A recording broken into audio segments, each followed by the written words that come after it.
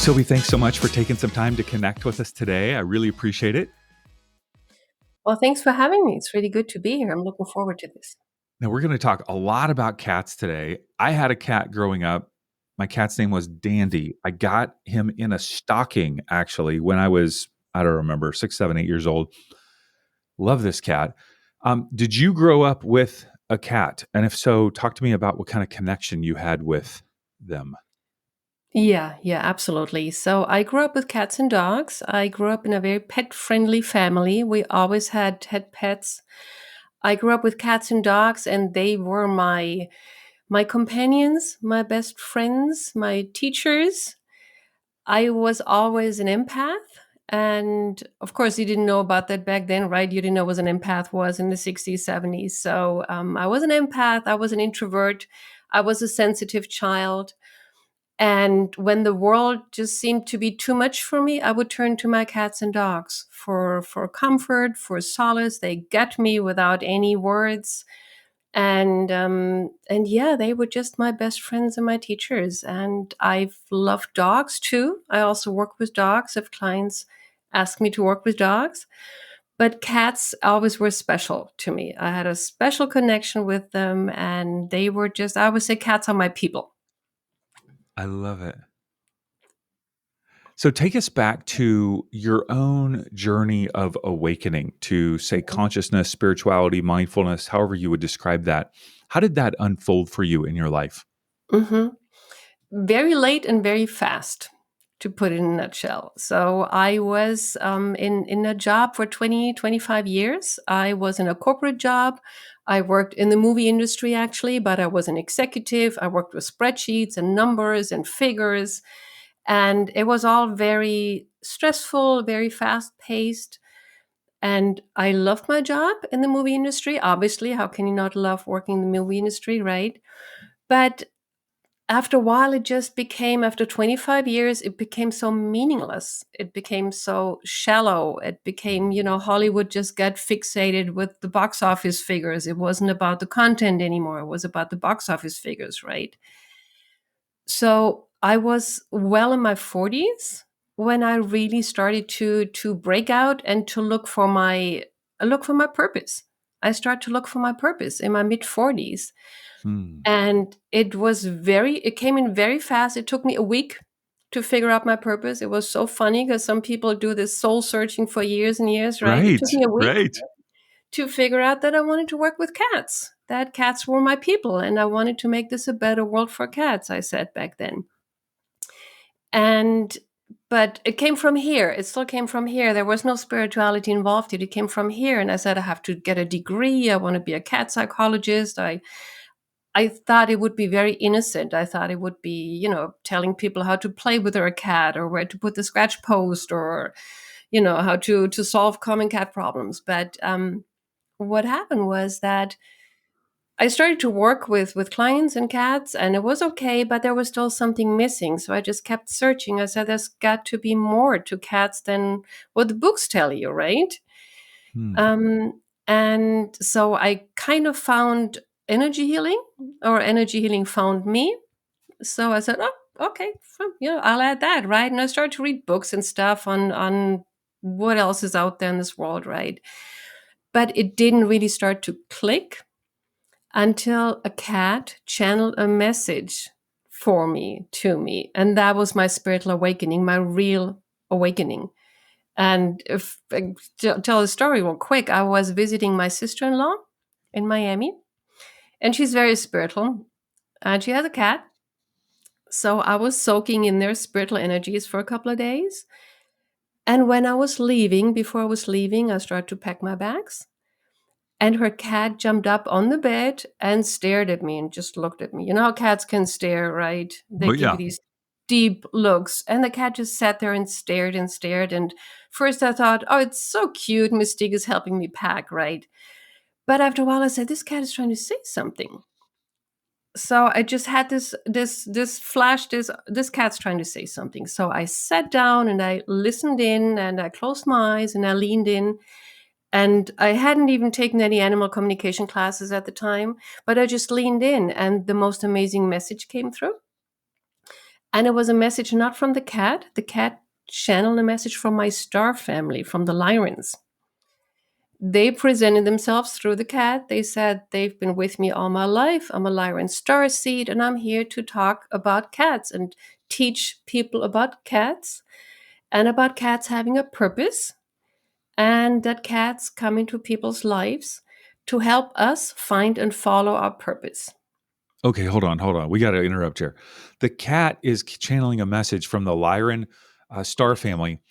Were you familiar with Lyran star family before that, or was this the first introduction to you? And how did you hear these words?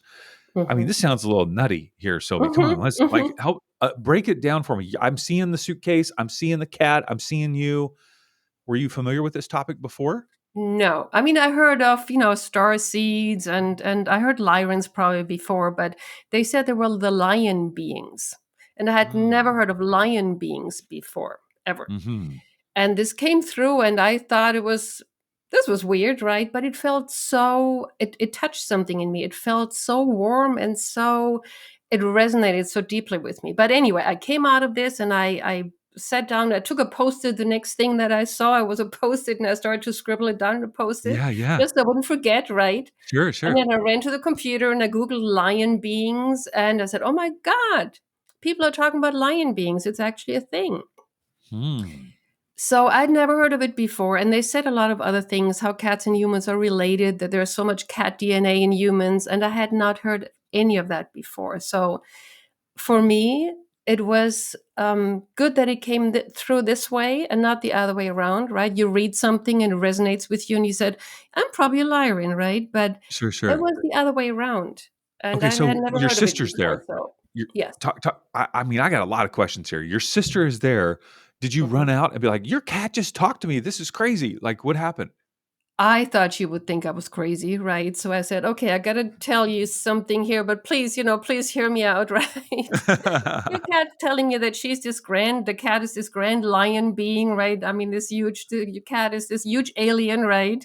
And she said, I'm an alien too, right? And I talked to her, but luckily for me, she's been on the spiritual path for 30 Sure, plus sure. years. So she was the Right. right person to talk to. And she said, yeah, of course. Yep, yeah, of course. Right. So now you know, right? So go and do something with it. Yeah. And she became my mentor a little bit in the years to come, because I had no training. I had no knowledge Mm. of a lot of the spiritual stuff. And everything just after that channeling, as I'd already done and posted, so I wouldn't forget. It was my assignment, really, and everything after that it was just this huge wave that broke over me. I did everything that other Wow. people do in years, came online in 2 or 3 months. My clear senses came online, my telepathy, my clear audience, my clear sentience, my everything just came online really quick. So it was this whole avalanche that happened to Mm. me. And I don't recommend it, because other people do this in 10 years and I did it in probably 10 weeks. But yeah, that just changed my life. Amazing. Absolutely amazing. So, for people who are not necessarily, educated on this topic, when you say that you're a Lyran starseed, what does that technically mean? So a lot of people talk about star seeds. The way I see it, and I've done many regressions with people, I've worked with people ever since, and I kind of take them out there, go on astral travels, and they show me where they're from. So, and I'm in constant contact with my Lyran family. So the way they explain it to me is that a star seed, or let's say a Lyran star seed, is a soul that incarnated in the Lyran star system first. Okay. And star seeds are souls that incarnated somewhere else first. And then, after many lives on many other planets, they come here and incarnate into a human body to help humanity with the awakening. So there's many Mhm. sleeper star seeds out there right now that don't even know that they're star seed. But it's typically people who feel they're not from here. They feel disconnected from humans a lot of times. Lyran starseeds feel very much connected to cats a lot, find solace being with animals because they find it easier to connect with animals than with people. It's Okay. usually people who say, I have a mission, but I don't know what it is. I feel this urge, I need to do something big, but I don't know what it is. It's people who look up to the stars and they wonder what's out there. It's people who like Star Trek and all, all the good sci-fi stuff, not the shoot 'em up sci-fi stuff, but the stuff that makes you think about what's out there, right? So these are typically star seeds. A lot of people don't know. Yeah, beautiful. Okay, so we're going to dive into kind of your articulation about cats and how cats. I mean, you just got so much stuff about cats that's amazing. I got to ask you a question before we dive in, and this might feel a little personal, but Sylvie, I mean, what you've just described, and you are so obviously your mission is all about cats and channeling cats and connection to human beings. There have got to be people that don't really understand this and kind of make fun of you because of this. Like, has that been the case? And if so, how do you navigate that? Luckily, I have not had a lot of negative feedback. There are, let's say, if take YouTube comments or something, if there is 200 positive YouTube comments, there's maybe two who say, well, this is just weird stuff and I'm going to go elsewhere. So Yeah, I've had a lot of really good feedback. There's hardly any people who think this is crazy, and so be it. I yeah, yeah. really So good. yeah. Well, 2 out of 200, I think if you talk about anything spiritual, there's gonna be 2 out of 200 that, Yes. think that you're, wacky in some way, so that's so good to hear. Okay, I wanna talk about your latest book. Your first book was called Your Cat is Your Guide: How Your Cat Helps You with Your Spiritual Awakening. Your second book that's, relatively brand new called The Cat Secret, which I just got yesterday and started reading through it. What is the secret? Mhm. Well, if I tell the secret, then people don't read the book anymore. But no, that being said, my book, The Cat Secret, yes, it's brand new. It just came on the market. Um, it's not really secret because people who know me, they know I'm all about purpose. I talk about cat purposes, and it's a little so the secret, the cat secret, the biggest cat secret is that they have this beautiful, wonderful purpose. And that's the main center of the book, but there's just so much more in the book, so you need to read it. But the thing is, and that was my assignment, to talk about the purpose of cats, and nobody does, right? Do you know anybody who talks about the cat's purposes? I don't know. I don't think so. I don't think I've come across Mhm. that. Yeah. Because what I found is that most people talk about, they say dogs have a purpose, right? The typical people say Ah, dogs have a purpose. They are our friend. They guard the house. They protect the family, right? They do all right, these things. Horses have a purpose. Dogs have a purpose. Cows have a purpose, right? But the common myth is that cats have no purpose. People say they just eat and they sleep and they don't do anything else. They just, live into the day. They don't even like their people. And there's people who claim that, I don't like the word owners, but people say they don't even like their owners. They just do whatever they want, right? right. And nothing could be further from the truth. So my purpose became to talk about the cat's purpose. And so a large part of this book revolves around cats have a beautiful purpose, which is to help us find and follow our purpose. They are our companions, our guides to help us find and ultimately follow our purpose. And Mhm. how that unfolds is 200 pages in the book. I love how the book is actually written, the majority of it, from the perspective Mhm, of cats. Like, so it's mhm. channeled from what you call the cat collective.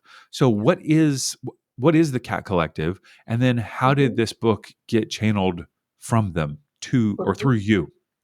Yes. So the cat collective is basically the all the cats on this planet are connected in an invisible field of light and information, just like the humans are all connected, right? There's a human collective field which holds all the emotions and all the stuff that's going on. And so are the cats. The cats are all connected in a field of consciousness. And the cats, just like any other entity that gets channeled, some people channel the Council of Light, and some people channel the elders and the ascended masters and the angels, right? And they speak through a person, and that's how the cats channel information through me. It's the collective consciousness of cats on this planet. and they speak through me like any other person channeling any entity or council out there. And the way they channeled this book, it was not planned. I wanted to write the book. I had the idea about the title 7 years ago. I wanted to write the book 7 years ago, and it just didn't come about. I had the idea. I know it was going to be about purpose. It's my big mission, right? So I wanted to write this book 7 years ago, and I'm an author, right? But I had writer's block. I could not write this book. It took me 7 years. I started, I stopped. I started, I stopped. It just wouldn't flow. And then last year, I just said, you know what? I give up. If apparently I'm not supposed to write this book, it's not flowing. I wrote the other book in the meantime, my first official book. And I said, I just give up. I don't know. I guess it's not happening. I have no idea. So I just gave it up to the universe. And I said, if I'm supposed to write this book, you gave me the idea, right? I mean, we all know how people are given ideas or given concepts and thoughts, right? From the universe, from their guides, and they're supposed to put it out in the world. So I said, if I'm supposed to write it, it'll come about, but I give up. I just surrendered. And I think a week later, I sat down on my computer and I felt the need to just, automatic writing, how you start. Some people do Sure. automatic writing, you put your fingers on the keyboard. And I said, I feel the need to do that. And I opened up a blank page and it started to flow out. And the cats and my guides, the Lyrans, they were chanting the book through me. It took me 3 weeks. It came 200 pages, came out in 3 weeks, and it came out perfectly. I didn't even edit much afterwards. Every time I edit, I wanted to change something. I said, no, no, no, but it has to be that way because the cat said it that way. It came out perfectly written, exactly how it is. 3 weeks, and I said, wow, now I know why it wasn't flowing, because I wasn't ready 7 years ago. I couldn't have done all this channeling. I had to evolve, I had to grow, and the cats wanted to tell the book. It wasn't me for me to write, it was for the cats to write. Beautiful. So there we go. So in chapter 4, you talk about how cats and humans are related, and you referred to that earlier when you talked about that humans have a lot of cat DNA. Mhm. Talk to us more about that. Help me understand that. Mhm. So, from let's say from a galactic standpoint, the Lyrans put a lot of their DNA in humans, the Lyran nations, and the Lyrans have feline. You can call them cat people, right? They're kind of feline hybrid humans, and they put a lot of their DNA in us, together with other star nations that put DNA in us. But according to my guides, the Lyrans put the most DNA in us. And they said in the channeling back then that we had more cat DNA. My first channeling, I knew nothing about it. They said that we had more cat DNA than any other species in humans. And much later, I looked that up and I said, oh my God, we have 90% cat DNA. Or let's say the human DNA, 90% of it is identical with cats. And very few people know that. I didn't know that either. People know that we share DNA with monkeys, right? So the closest out of the animal kingdom, the closest relative is the monkey or the monkeys. They share about up to 98% of our DNA. The chimpanzee shares 98% of our DNA. So we're 98% identical with the chimpanzee. And the 2% make that much difference. Anyway, and after that comes the cats. So we have scientifically proven we have 90% identical DNA with cats. And when you look at the cats' personalities and their antiques, and cats have very distinct personalities, even more than dogs, I think, I feel. And they're so close to us. They're independent minded like us. They are free thinkers like us. They do whatever they want like us. They can't be told things. They're stubborn like us, right? They are the number one pet in the world before the dogs. Even it's also a little known fact. There's more cats as pets than dogs around the world, in most countries. Hmm. And they share a bed with us. They're the only pets that are allowed to sleep in the bed, usually. They see eye to eye with us. A dog is on the ground. A cat will jump up and look at they look at eye level. They don't see us as our masters or owners. They see us as partners. So cats are truly closest to us in personalities, in antiques, and in DNA. Hmm. Beautiful. So, one of the things you write about in the book, and you also have free downloads on your website, are 12 cat archetypes. Mhm. So, not that we have time to go through all 12, but can you walk us through a number of those so we can kind of get an understanding of what these archetypes are and how is it helpful to think in those terms? Yes.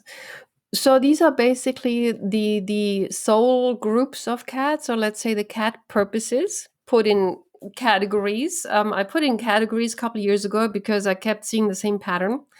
So I created these archetypes, only to find out years later or last year that they were given to me by the cats. Right. Anyway, so there are some cats are they're healers. I mean, all cats are natural healers, but some cats are healers. They emit a healing frequency that heals emotionally, physically. They come to people who are healers and enhance their healing powers. Then there are supporters. Those are the cats that are very much like dogs. They kind of follow you around. They're always next to you. They work more on a daily life basis, right? They help you carry your emotional baggage. They help you with the ups and downs in life. There are cats that are the very simple ones, joy bringers. They are the ones that are funny, that are cute, that always do funny stuff, that make us laugh and smile. And very important, it's an important job, right? Like people are comedians. It's important. We need comedians, right, to make us laugh. There are energy workers. They hold the energies around us. They clean our field. They cleanse our homes, and so on. There's teachers, there's muses, there's mirrors who mirror our own unresolved topics, the little mini me's. They Hmm. have whatever issue we have, they mirror it back to us. So there's just this variety of purposes that cats have, and each cat is usually one predominant archetype. Some have two or three aspects, but most cats have one main purpose, and that's their archetype. Do you find that their archetype shifts over the course of their lifespan or over the course of the um, human that they're living with needs might change over the course of that time, or are their archetypes a bit more fixed? That's a really good question because really the archetypes we talk about, their purpose usually has to do with the human. So the human will always have the cat that they need in their lives. If you need a healer, you'll get a healer cat. Some people call it the cat distribution system. I don't know if you've ever heard of that. The universe will send you a healer cat if you need that. The universe will send you a teacher if you need a teacher teaching you about life, right? So the answer is yes, the archetype can change. Some, but just like some humans will have one task their entire life. You know, they're always going to be a teacher. They grew up and they're always going to be a teacher their entire life. Hmm. And other people like me do different things, and then they become, all of a sudden they do something that is completely different from before. So same with the cats. You might have a cat in your life because you need a lover in the first stage of your life. Maybe you got heartbroken or something. You went through trauma, so you might have a lover cat who just oozes love and teaches you how to love again. And then maybe you become a healer, and then this cat might change into becoming a healer and help you with your healing powers. And Hmm. then maybe later in life, they kind of cats retire sometimes, and then they might just become a soulmate or something at the last stage of their life because they're retired. They don't need to teach or heal anymore, and they're just going to be a soulmate for the rest of their life. So yes, they can change as their human changes and goes through different stages. Hmm. Now, you said that the animal that is the I guess most prominent pet on the planet is a cat, but some people just hate cats, and oftentimes it seems almost like more men hate cats than anybody else. But do you think everybody should have a cat? Like, would you, if you were the empress of the world, would you make sure everybody got a cat in their home? I would make sure those people who need a cat will have one in their home, but not those who will hate them or not treat them right. But so, I mean, it's a funny question, but true to be honest, I think everybody would benefit from a cat in their life, Yeah. but more and more people actually. get cats. It's so interesting. I have so many people in my community who tell me that they never had a cat before. There were dog people before, but then this cat showed up at their doorstep, or the neighbor's cat just insisted on moving in with them, or the stray cat just insisted on moving in with them. And now they have a cat and they love it. And they never liked cats before, but they just love it. So the cats found them when they were ready to enjoy having a cat in their lives. Yeah, And yeah, more men, as you said, more and more men. I have more and more people in my community who are men, male cat lovers, cat dads, and that's something new too. Because I used to appeal to women. My sure. clientele would be mostly women, but there's more and more male cat lovers that step out now and say, "Yes, I'm a cat lover. I'm a cat dad, and I love it." Hmm. So I told you when I was a little kid, I had this cat who my parents gave to me in a stocking. His name was Dandy. And one day when I was in elementary school, the cat came walking up to our home, and someone unfortunately had, we think, probably put some sort of firework in its mouth. And so its jaw, like he was, it was just a mess. It was bleeding and his jaw was ended up broken. So my parents, and we didn't have a lot of money at the time. I can't believe they could afford to do this or did it, but got the cat's mouth wired shut, and then the jaw was wired. One of the eyes lost eyesight, and then we fed this cat through a tube for a couple weeks, which was just amazing that my parents were willing to do this. And then a number of years later, this cat lived quite a long time. It ran into a bush because it couldn't see the bush with its Oh. eye. Its eye got infected, and then we had to get the eye removed. And my parents were like, the option with the vet was remove the eye and have no eye, and or get a glass eye, and then you have to take it in and out and have it cleaned. My parents were not going to, they were not solely going Mhm. to clean the eye. So the cat had one eye and it got sunken in, right? And then we moved from Kentucky to California with this cat in the back of our station wagon, and it was just the best cat ever. But it was a one-eyed cat who barely had any taste buds, because of the issues. Wow. But I just love this cat so much. What an awesome cat. Um, so my partner Mandy, she had two cats when I first met her, and one cat. And I need your advice here because I want to know about this. The cat, because of a living situation, we ended up transitioning the cats to a different home. But one cat was always in your face, like just rubbing your face right with its face. I mean, it was just needed, so very needy. It seemed needy, right? A lot of love. And then the other cat was would want you to pet it, but as soon as it was done petting you, it would swat at you and like attack you, like not playing around, but just intense. So, as someone who's uneducated on cats, talk to me about these two cats that my partner Mandy had. What was going on with them? Do you think?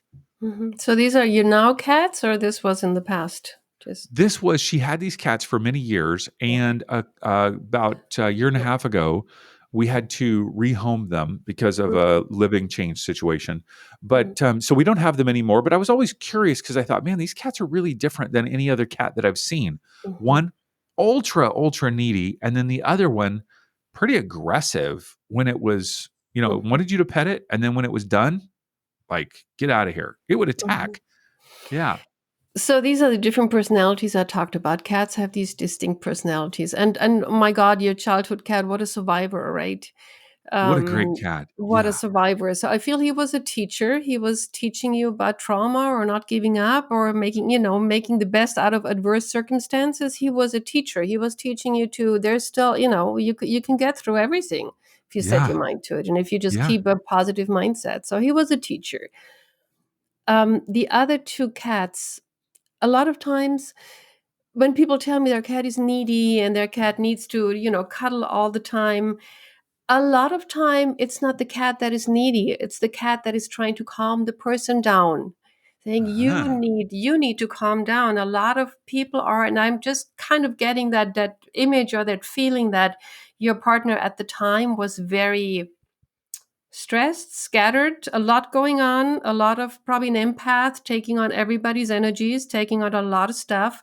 So when Yeah. she comes home or she came home, the one cat was on her to basically say, calm down, I got you, right? Calm down the nervous system. because when we hold a cat, when we pet a cat, all the good hormones, the oxytocin and all that stuff Mhm. gets released because it calms us down. It calms down our nervous system. So I feel that cat was a lover or a supporter Mhm. trying to calm your partner down, saying, okay, you need to relax. You need to let go. I mean, we humans, we're so much here, and it's not a judgment, right? We Sure. humans are here so much. We think, we overthink, we have to do this, we have to do that, we're busy. And our cats, they see us come in with this energy and they go, calm down, relax. So these are the cats that will sit on our lap, that will not let us get up, that will walk Mhm. over the computer, tell us to shut down the laptop because they don't like the energy we're in, right? So I feel that cat was a lover supporter, telling her to calm down, try and get her to come into the now. And the other cat was more of an energy worker, very high strung, very high vibe. A lot of these energy worker cats, they have very sensitive nervous system because they're energy Yes. workers. They transmute energies, they feel energies. So Hmm. when you pet these cats too much, it's literally like you zapping them with lightning. When you touch them and you kind of, when Yes.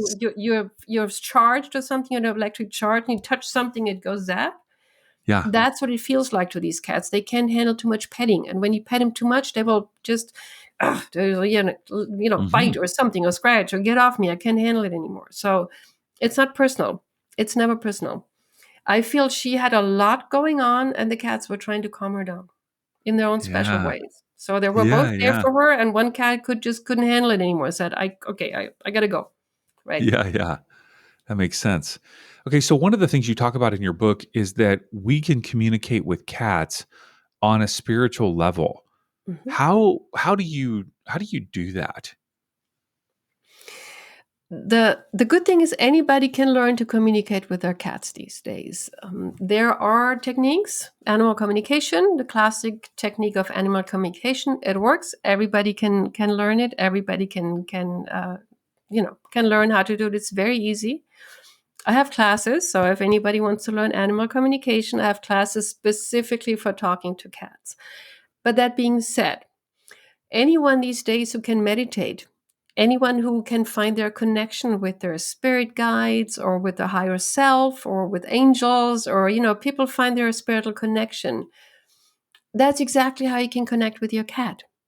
So anyone who can meditate, next time you go into your meditation, you call in your guides or whoever you call in your cat.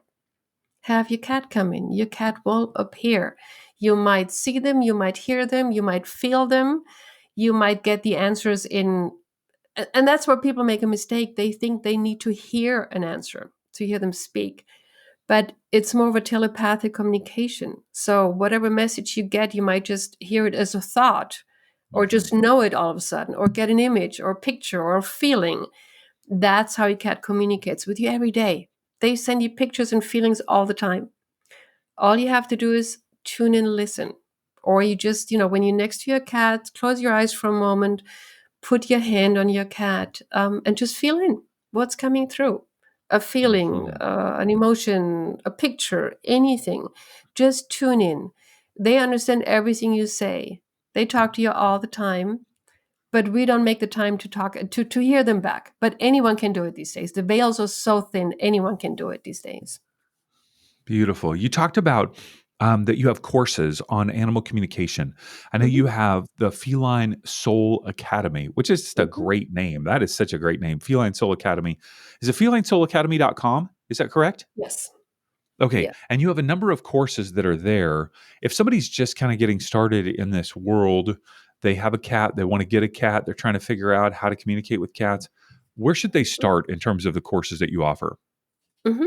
So I have a beginner's course at a very, very low price point. I mean, it's almost a joke, but I want everybody to learn this, right? So I have a beginner's course. It's called Basics, Animal Communication Basics. Start there. There is advanced courses. There's a whole bigger course about how to specifically communicate with cats. That course is called Communicate with Cats. And then start there. And then I have energy healing classes, how you do healing specifically for cats. I have Starseed Awakening courses. I have courses for you to find your purpose, That's my latest class. That's connected with the cat secret. So for you to find your purpose with the help of your cat, because your cat is there to do just that, and I show people the connection. So yeah, that's some of the classes that I have available. I would say start with the animal communication basics, and then just go from there. Great. And you're going to be at Conscious Life Expo, February of 2025. And what are you going to be doing at Conscious Life Expo? This is in Los Angeles. And yeah, what are you offering and how can people connect with you there? hmm So I have a workshop on Saturday evening, prime time. Looking forward to that. I'm talking about starseed awakening through your cat. I'm going to, because the it's such an advanced audience there, so I'm going to talk a lot about the Lyran connection between the cats and the Lyrans, and how, how they seeded us here, and how our cats help us connect. So Starseed Awakening through Your Cat is my workshop, and I'll have a book signing. So I have a book signing afterwards, and I actually be on a panel discussion on Friday. I'm going to be on the psychic panel discussion, how to become a psychic. I love it. Well, I'm going to bring my Kindle version of your book to have you sign it. Uh, or maybe I'll just pick up a physical copy. Of course, I can't wait to see you there. Uh, So the be sure to copy is check there out. physically. I will give you a physical autograph. There we go. Okay, good. So, Conscious Life Expo, February 2025. We've got all the links to that in our show notes, of course. Now, what's the best way for somebody to connect with you? We mentioned felinesoulacademy.com. We'll have that in the show notes. Where else can people connect with you online? It's basically my website, sylviesterling.com, and everything kind of connects from there. You can go to my academy from there. You can buy the books from there. I just go to store, sylviesterling.com store. I do every once in a while, I still offer private sessions. I don't do that too often anymore, maybe 2 or 3 per month, if that much. I haven't had any sessions in a long time, but if you get lucky, maybe you might find an opening there, so you can book private sessions if I have any available. And also, every once in a while, I have live classes. I'm going to have a membership program where I'm going to do live coaching calls. So there's also the opportunity to connect directly with me in live calls where I can, talk to you about your cat problems, just like I talked about your partner's cats and what does it mean, right? So I do offer that direct connection with people because it's just so important for people to know why their cat acts the way they act. Sylvie, I got to tell you, I'm a little disappointed in our conversation today because there has not been a single cat to make an appearance during our conversation. Do you have cats living with you now? Yes, I have 3 wonderful cats. My little Aaron, my kitten, is a healer. He came into my life to help me heal, a last bit of stuff. I have a mirror cat, my girl, Sheila. She is relentless in showing me topics that I haven't purged yet, like trusting, right? She teaches me that. And then I have Leon, my joy bringer. I can turn the camera real quick if you want to. Yeah, of course. Do you see him? Oh, so cute. Leon. What a There you great are. cat tree there. Leon's just hanging out.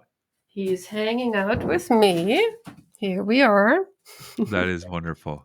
He's hanging Well, out. He's my joy bringer. Very important job. that's great. Sylvie, thank you so much for taking the time to connect and share your wisdom.